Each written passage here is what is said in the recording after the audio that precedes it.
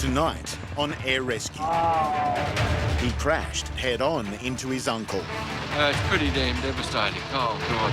Only a roadside transfusion can save him now. It's a 1 hour flight back. If he deteriorates, we're screwed. So. Got pain in the chest. Todd's confronting bedside revelation. When you actually know him, it's a bit of a shock. I've gone off the side of the embankment. And they've found the car. All the patients are gone. But where is the driver?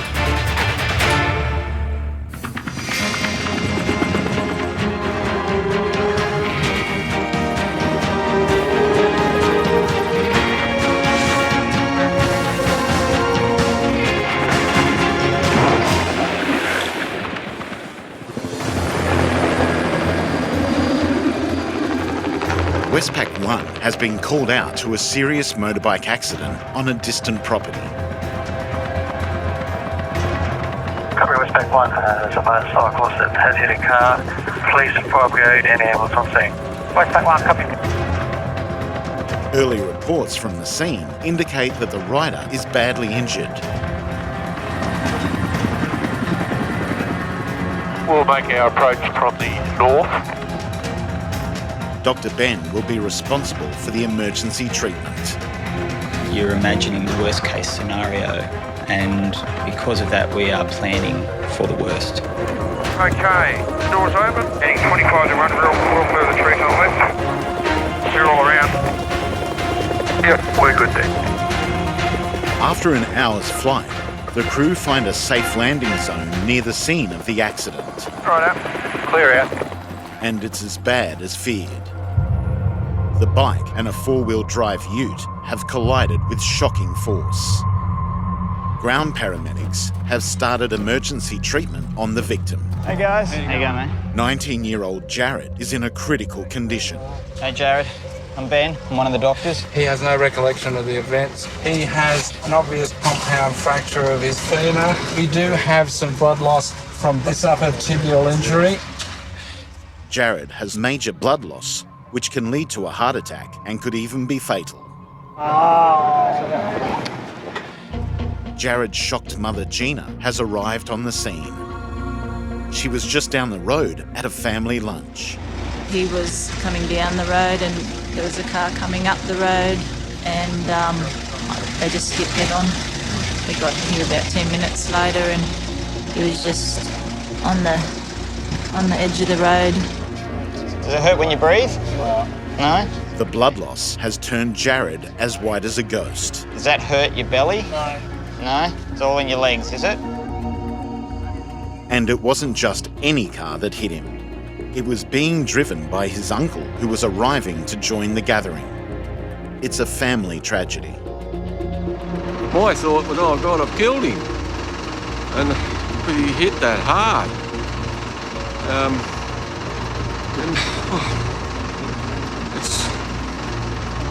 It's pretty damn devastating. Oh, God. So we're setting up some blood, obviously with his heart rate up at 170 and his blood pressure being at 80, we're concerned about a bleed. Yep. The body has 5 litres of blood. Jared has lost nearly half that. Just relax there, mate. Just try to relax. His heart is struggling to cope with the loss. His blood pressure is low and his life is in danger. Dr. Ben must now perform an emergency blood transfusion. You're doing really well. Oh, look, he's probably at least 2 litres behind, if not more. It's a 1 hour flight back. If he deteriorates, we're screwed. Jared's condition remains critical. He can't yet be moved.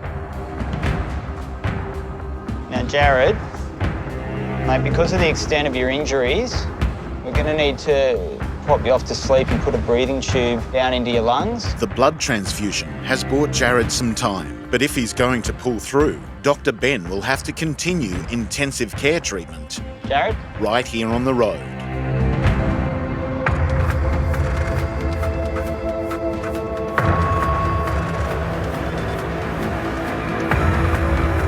Back at the Westpac rescue base, the crew have been called out to a heart attack victim. A 65-year-old football coach has collapsed. Air crewman Todd followed his father into the service, and he's been a rescue crewman for over 10 years. We only do it for one reason. I just want to contribute. And that's what everyone here in this service wants to do. If we can update a patient report for our medical team. 65-year-old male was having dizzy spells. He then proceeded to coach a football game and was seen to collapse. The crew are heading to the sports ground when there's a development. Patient, you still need to let know the patient has got an output. The patient has now been treated by ground paramedics and is already on his way to the local hospital. So just confirm he's being routed to Muswellbrook Hospital? Yeah, that's affirmative, and bring it back to Big John as a secondary. The crew need to transfer him to a major hospital for specialist treatment. Coming down.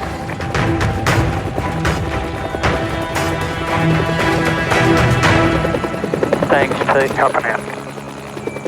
We're going to make sure he's stable, and then if things are stable, we'll ring back to John Hunter for further care. The good thing about crew is we carry the pilot on our back, so this is nothing different.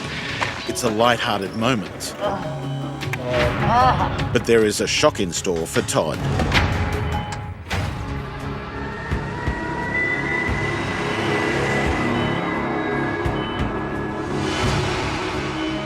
The Westpac rescue crew has arrived to collect a heart attack victim from a rural hospital. Tom, 65-year-old footy coach Tom is lucky to be alive. you got pain in the chest, mate, have you? His heart had to be restarted using advanced CPR, which has left Tom with cracked ribs. He's in pain. Tom? Yeah? I'm just going to give you a bit more pain relief, mate. Todd has arrived to help move Tom to the helicopter, only to discover that he knows him. Oh, I've just found out the gentleman we've come up to pick up, he's an old footy coach of mine. Are you ready? 1, 2, 3. And you turn up to these things thinking that just another bloke, you know, that we're here to help, but when you actually know him, it's a bit of a shock.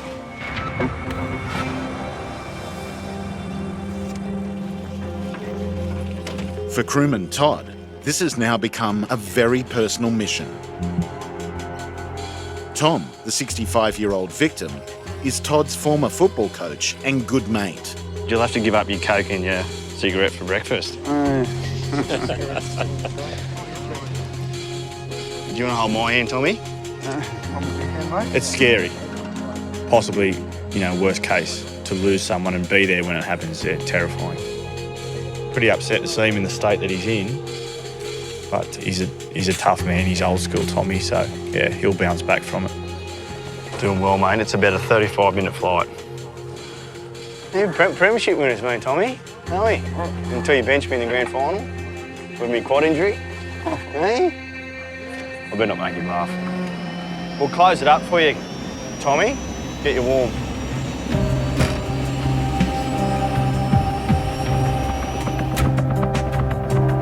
Afternoon control, partner to Muswellbrook Hospital, 7 PAB for the John Hunter. This gentleman pretty much coached me through league, pretty good mate of mine. So he was coaching then today? They were just finishing their warm-up. He said he fell to one knee, got up and then collapsed again. Every mission is important for the crew, but for Todd, this one has become an unexpected chance to repay a debt of friendship and help get his mate to specialist care. Anything else questions, John?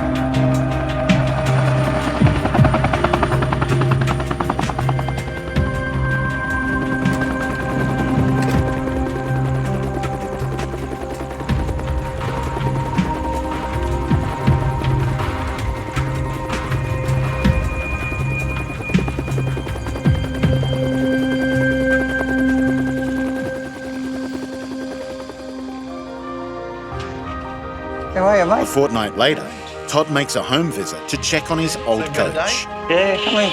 How's the chest? Oh, bloody sore, mate. I can hardly move still.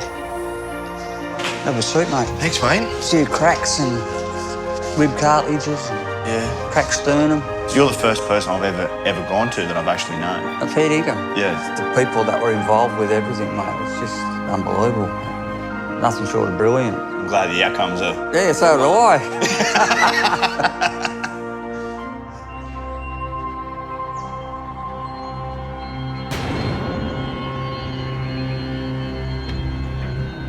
A peaceful country road has become the scene of a family tragedy. 19-year-old Jared lies seriously injured after his motorbike collided head-on with a ute, driven by his uncle. It's not real good. I don't can understand how people get in have problems about it. His distressed mother Gina can only watch as Ben the doctor prepares to start emergency intensive care.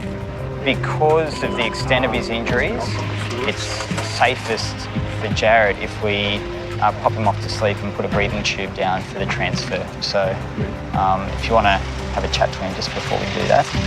What's about to happen will be upsetting for his mother. But out here, in this situation, the family can't be shielded from the realities of Jared's injuries. You're going to go in the helicopter in a minute, darling, okay?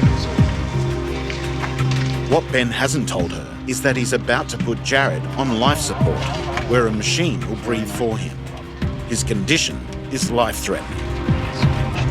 Okay, darling? All right, then you won't feel any pain, all right? We're going to pop him off to sleep, put a breathing tube in, just makes things a bit more stable in case he deteriorates during the flight. We're going to do that, okay? So when you wake up, you'll be in hospital. And we're going to look after you, okay? So you don't have to worry about this pain for much longer, okay? We'll get you sorted out.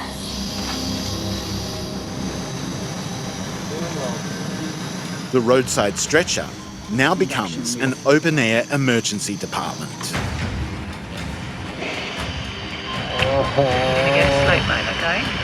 It's all okay. This level of emergency treatment can only be carried out by doctors. Jared, keep your eyes open as long as you can, mate. You're doing well, mate. You've done really well. Jared, you with us? So he might start fasciculating in a minute, which means he'll twitch a bit. That's normal. Okay, here we go.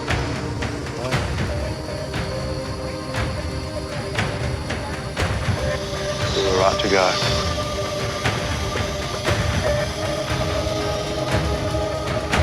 For a mother, this is difficult to watch. Right now, the team is fighting to save her son's life. Cuff through the cords. There you go. Cuff up. Cuffs up. And we've got CO2. CO2. He's asleep now, so he can't feel that pain anymore. And we're looking after his breathing, we're looking after everything, all right? Jared's life is now in their hands.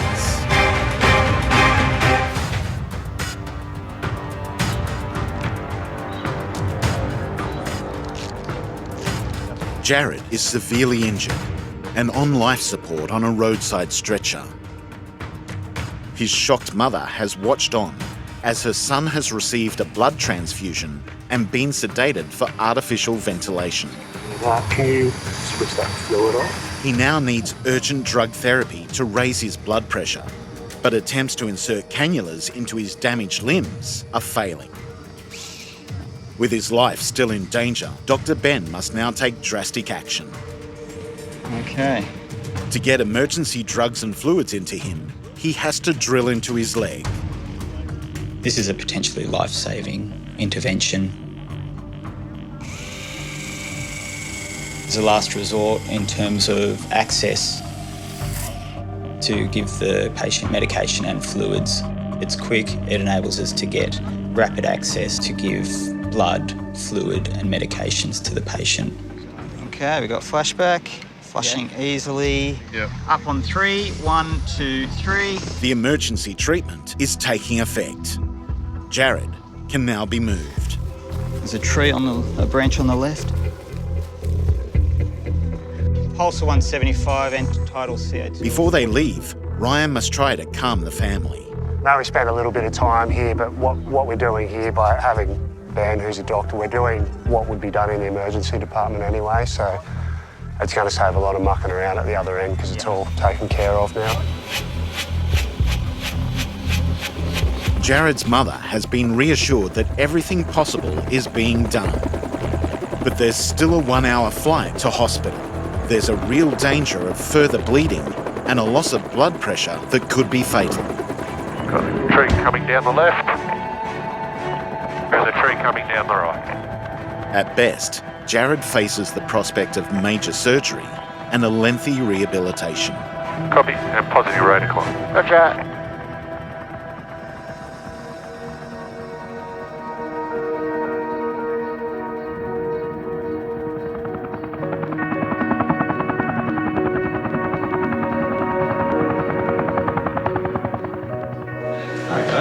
A month later, Dr. Ben visits Jared, who is still in hospital. Mate, how's it all going?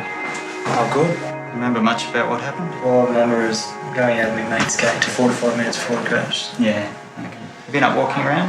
Yeah. I can't put my foot down flat just yet, but yeah, they're working on it. Amazing compared to what you're like when I saw you last. This is great. Thank you so much. Give you a hug.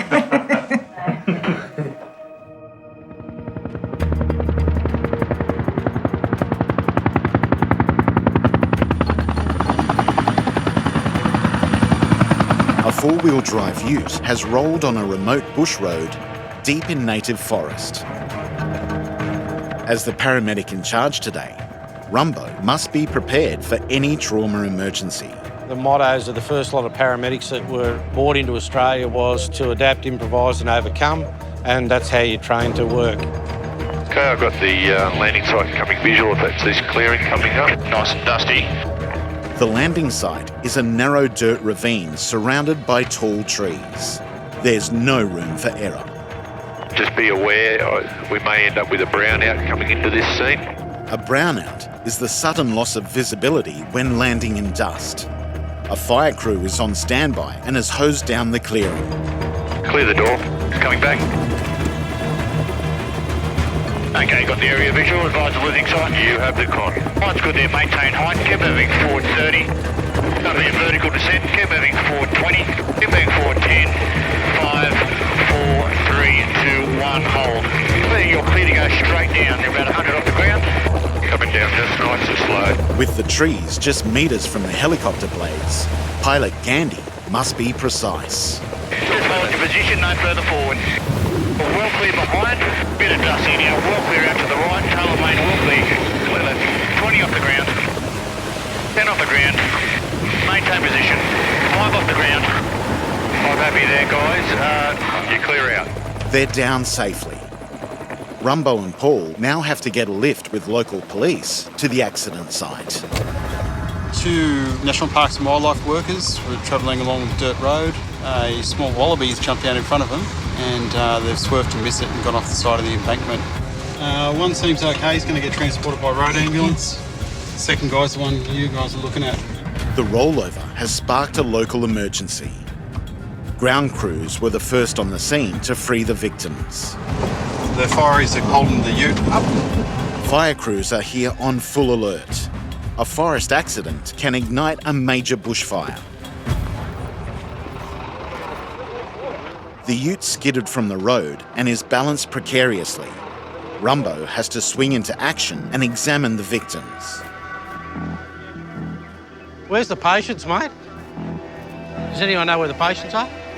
But there is a major problem. The victims are missing.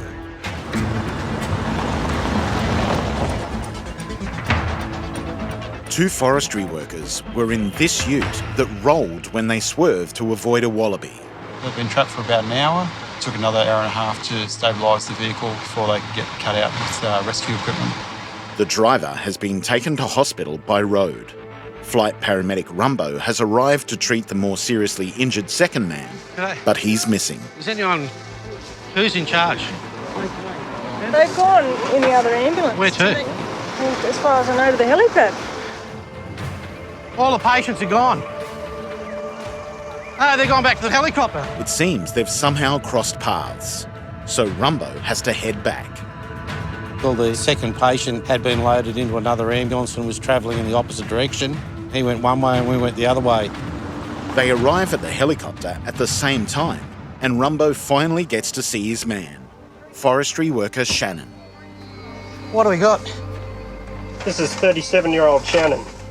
Zed been in for at least an hour and a half, hanging by the seatbelt in the passenger side.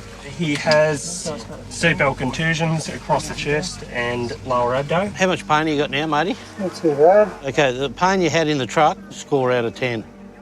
When you're in the truck against your shoulder. 4 or 6. Okay, what we're going to do is we'll pick you up, put a stretcher underneath you. Okay, load you onto the aircraft, fly you back to John Hunter Hospital. Shannon has survived the crash, but he's been trapped upside down for a long time. Blood may have pooled in his brain, which can intensify head and spinal injuries. Do you want to back up? I don't think I'm going to have the power to. The most challenging part of this rescue is still ahead. Concerns are the high timber, actually. We're looking at minimum 50-foot trees. It's quite a warm day in here, and we've got very light breeze. Taking off vertically is something pilots prefer to avoid. But in this situation, Gandhi has no choice. AFCS, is it too SAS? With the fuel load and the passengers on board, the aircraft's going to be pretty close to its limits. It'll be a slow climb out of here. We'll be waiting for puffs of wind to get us. Taking off puts the most stress on the engine. To go straight up, Gandhi has to use all of the power available. Come straight up. About 30 to go. On right. Clear back and right. This is going to be tight. Just waiting for that breeze. Copy. About 60 off the ground. And down the rain, the blades are clear of the right terrain. Clear back and right. You got the gap right, 1 o'clock visual? Yep. Swinging the tail and nose to line up on the gap. And we're out. It's been a perfect takeoff under difficult conditions. The patient wasn't suspended upside down, so worrying about perfusion to the brain and possibility of injury to the brain be assessed by a trauma team, and they'll look after him from there.